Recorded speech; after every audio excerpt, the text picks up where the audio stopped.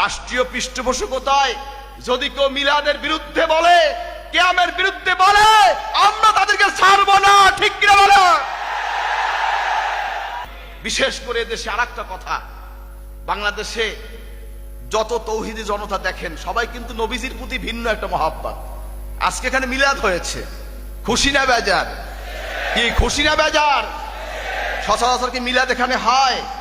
কি রাষ্ট্রীয় পৃষ্ঠপোষকতায় যদি কেউ মিলাদের বিরুদ্ধে বলে, কিয়ামের বিরুদ্ধে বলে, আমরা তাদেরকে ছাড়বো না। ঠিক কিনা বলে?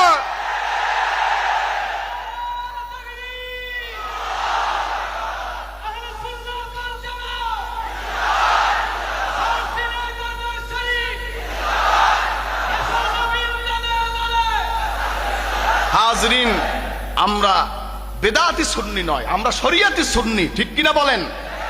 এটা মাথায় রাখবেন, কারণ অনেকে মাজার সাজিয়ে বিভিন্ন রকম অপকর্ম করে। সার্সিনা এর থেকে সম্পূর্ণ পবিত্র, আলহামদুলিল্লাহ।